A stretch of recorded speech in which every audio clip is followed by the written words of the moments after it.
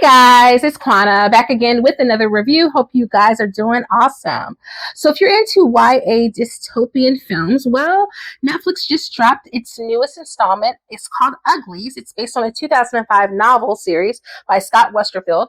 And the film stars Joey King, Chase Stokes, Keith Powers, Laverne and Breanne. And it's all about a dystopian or utopian society in which everyone gets cosmetic surgery at 16 to be their most idealized self. Because in a world where everyone is pretty, there's no need for envy, jealousy, war, hatred, and you can live your best life. Sounds like a good idea, right? Well, maybe not so much. In this society, we meet Joey King's character, Tally Youngblood, a young girl who is awaiting her own surgery. Her best friend, played by Chase Stokes, goes through his. But she soon finds out that maybe all is not what it seems when he no longer values his friendship with her post-surgery. She soon meets a new friend, Shay, played by Breanne, who may also be a little bit of a interesting character because she doesn't want surgery. In fact, she's enthralled with a society of people who live on the fringes of society, the Uglies, who live in their own colony called the Smoke, led by a character named David, who's mysterious. And when Shay goes missing, Tally is tasked by Dr. Cable, played by Laverne, to go and retrieve her friend who they believe has been brainwashed. Will Tally continue her journey toward being a pretty, or will she side with the Uglies? That is the question at the center of this film.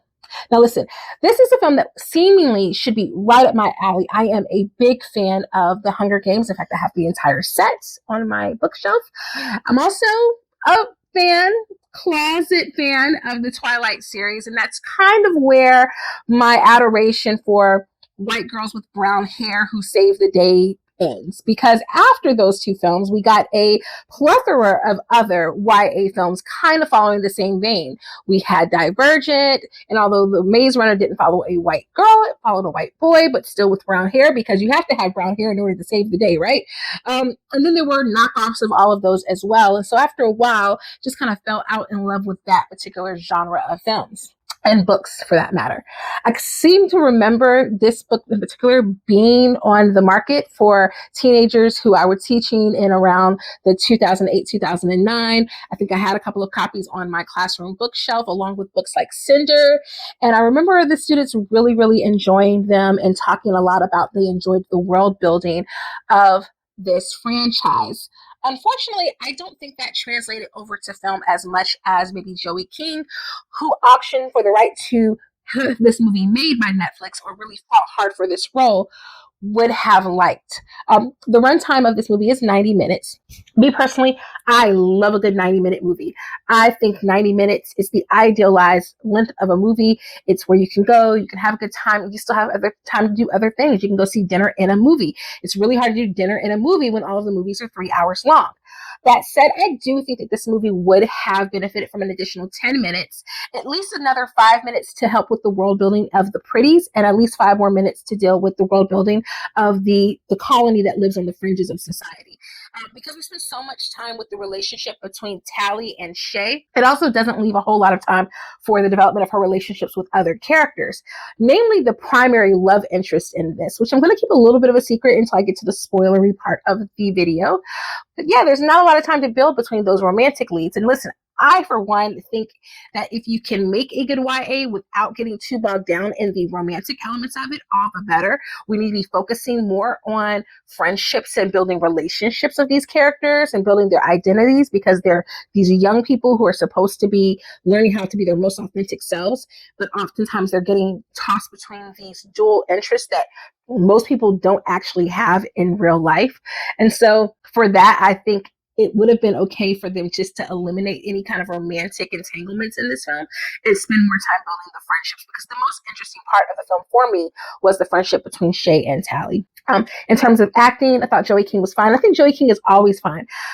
I like Joey King. At times, she can be one of the best parts of a film. For me, she was one of the better parts of A Family Affair, another Netflix original film. But in this, she is a little bit outshined by Breanne, who was absolutely phenomenal as the role of Shay, and probably the most interesting character in this film for me. Also, another good actor in this movie was Chase Stokes, who is also in the Netflix original series Outer Banks. I thought his character of Nose, but his real name I think is Paris, was also a really interesting character.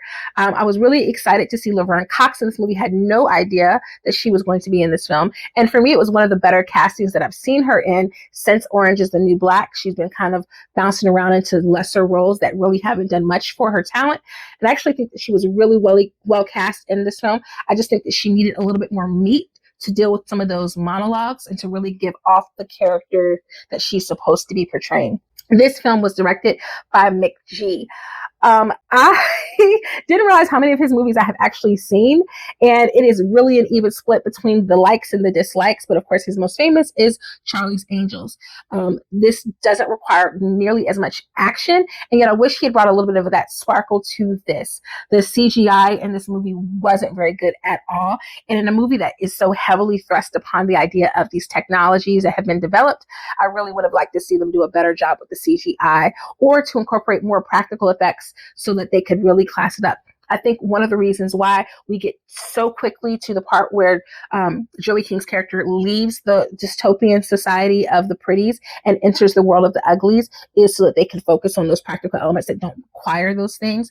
But I would have liked to play in that world a little bit more because that actually was the more interesting, which poses a really big problem for the premise of this movie, because the most interesting premise is this dystopian society, this world of the pretties where everything is bright and glitzy. It's very alluring, and there's not enough done to really show the dangers in this society and what would make anyone really object to it.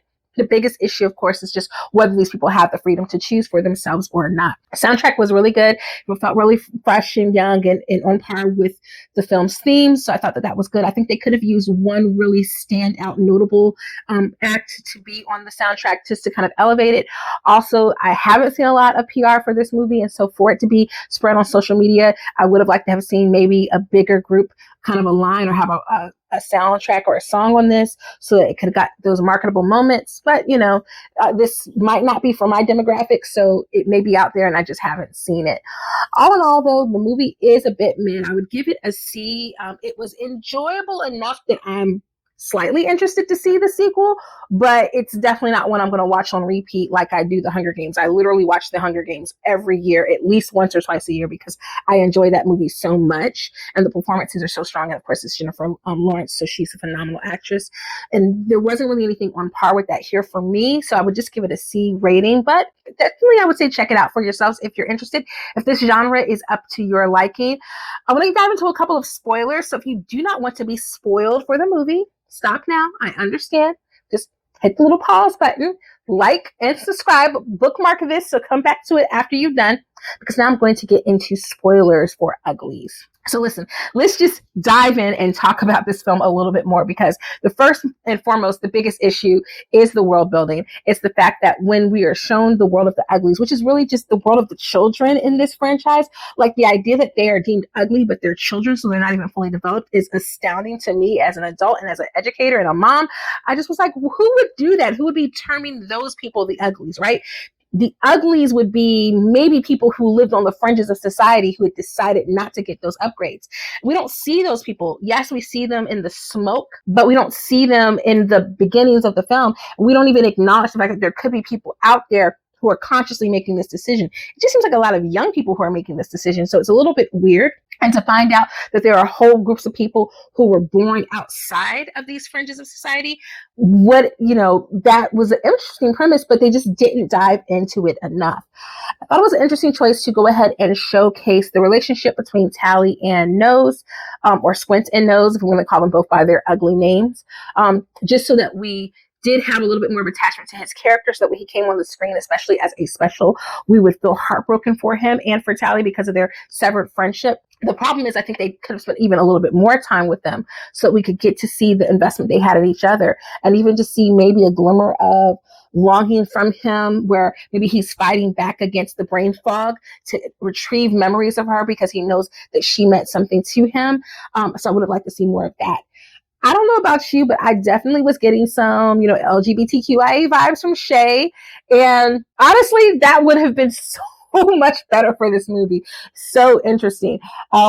seemingly it kind of was giving like they were trying to do a little bit of a love triangle, and it was really more along the lines, in my opinion, of Shay had invested in this friendship with Tally. She felt like she finally found someone who was just like her, who she could entrust with the secret. And the idea that Tally had, ratted her out and sold them out and threatened all of that, understandably was going to put a rift between them. But I was also picking up on the idea that maybe Shay was a little bit interested in Tally. Maybe it was just the way that they were playing the role, but I definitely was picking up on those vibes. And I wasn't mad at that. Again, I think Shay was the most interesting character in the show. And then when we finally meet David, played by Keith Powers. Listen, I love Keith Powers. He was in one of my all-time favorite miniseries, the New Edition story. He played Ronnie. I love him in that. But since then, and every time I've seen him play a romantic love interest, I never buy it. I don't get the chemistry with him and these people. I swear the only person I've ever seen chemistry with him is his actual real girlfriend or ex-girlfriend, Ryan Destiny. When he was in Perfect Fine with Gabrielle Union, I wasn't feeling it. When he was in that show on Freeform that was done by Marlene King, maybe Famous or something like that, or it wasn't Almost Famous, but that show, I can't think of the name of it right now. I wasn't feeling it then. I didn't stay and continue watching the show. I'm just never really getting the chemistry. He is really a pretty face, but he never really delivers strongly on the screen. And he puts me in the mindset of like a young and more attractive Corey Hardick, Tia Mowry's ex-husband. Because I always felt the same thing about him when I would see him in earlier roles, like nice to look at, kind of, sort of, but also not really giving much in terms of acting chops. I'm so sorry, Keith, if you see this. I'm so sorry. I hate to say that, but it's true. I just never really feel that depth of character. And it also could be just the roles that he's getting that maybe they're not well written. I definitely feel like more time needed to be spent with David. We needed to kind of understand, we understood why he was enamored with Tally, the fact that she made it on her own. He never met anyone like her, so he was astounded. But I just wanted to see a little bit more development in their character. Now, two things. One, when we get to the smoke, the decision to have Nose decapitate, or not decapitate, but break the neck of David's dad in front of him and in front of Tally was an interesting choice that I don't think works for the film. I don't think it works for the film because regardless of whether or not he eventually believes that Tally did not mean to lead them there, you just witnessed your potential love interest best friend kill your dad. How do you come back from that? That just seems like that would have made, yes, tension, but too far in the wrong direction, in my opinion. Let me know what you think about that. If they can come back from that decision alone, because that's something that would live with me. I'm never forgiving you for the fact that I watched your best friend kill my dad. Like, never, ever. That's never going to work.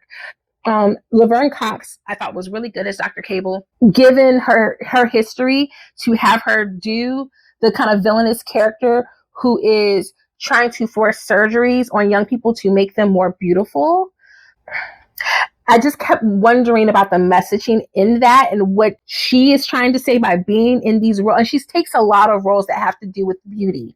And it feels like that is kind of becoming the character that if you need someone who's going to be a stylist, be a hairstylist, be in a salon, be a former model, be this, that you're going to cast Laverne Cox because she's gorgeous in those roles, but it feels like you're not giving her much else meatier to do. And then what are you trying to say by casting her in a role about surgery being forced upon people in the political climate that we're in? It just was a very interesting choice that I would have liked to have seen maybe either the film dive into or figure out how it was going to manage the questioning around that. Maybe they're assuming that their audience isn't going to be that depth in their thoughts about it, but I certainly was thinking that the entire time that I was watching this movie.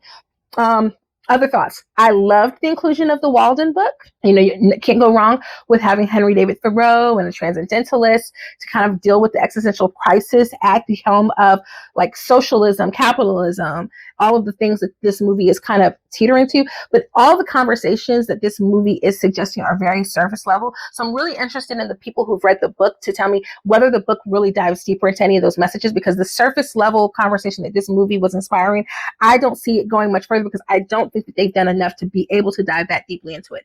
And there's just simple questions that just things that didn't work, like the technology has prepared you for these scans again and again and again, but leading up to your surgery, and yet says at first that he's not going to have his scar removed, but then decides last minute to have his scar removed. but his scans would have had to plan for that, and I don't see where they would have allowed you to keep a scar. And then on the flip side of this is Tally undergoes the surgery and they let her keep her scar. Like, that's interesting. Why would they do that? Especially being that she was a potential threat to their security. Why would they let her keep that scar? That just didn't make any sense to me at all. What else? What do the pretties do for income? Do they have to work? It doesn't seem like it. So what are the benefits of this society, or what are the deterrents from the society if all you're doing is spending a life of leisure? What are you doing when you're not living it up and partying? We never got a chance to see any of that in the film, and that would have been a really interesting thing to have seen, just to kind of see maybe her life a little bit before, because we see a small snippet of her parents dropping her off at the school, but we never get to see what her life was like as a kid of two pretties. Like, what was home like before you get dropped off at this school?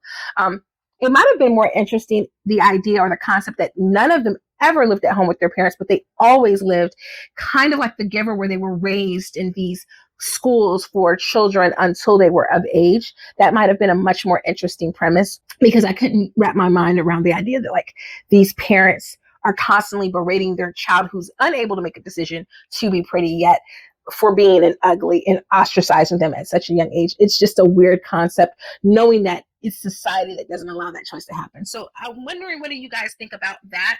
I just feel like this film had a good basis. The premise was interesting, but ultimately superficial. And so, I'm intrigued enough to want to see the sequel, but not enough to where I'm going to probably ever watch this film again, unless I see that the sequel's been made and I feel like I need to watch it to remember it. But ultimately, unless Netflix puts it on my timeline or my feed, I probably won't keep up with this to watch it again. That said, it wasn't the worst film I've seen. Certainly not. It's passable, but it feels like one of those movies that if you read the book, you would just watch it just because you read the book and not necessarily as a standalone arc. But let me know if you've had a chance to see it already for yourselves, what you talk about it and what you think about it in the comments. And let me know what you think I should watch next. And I'll see you guys in the next video. Toodles!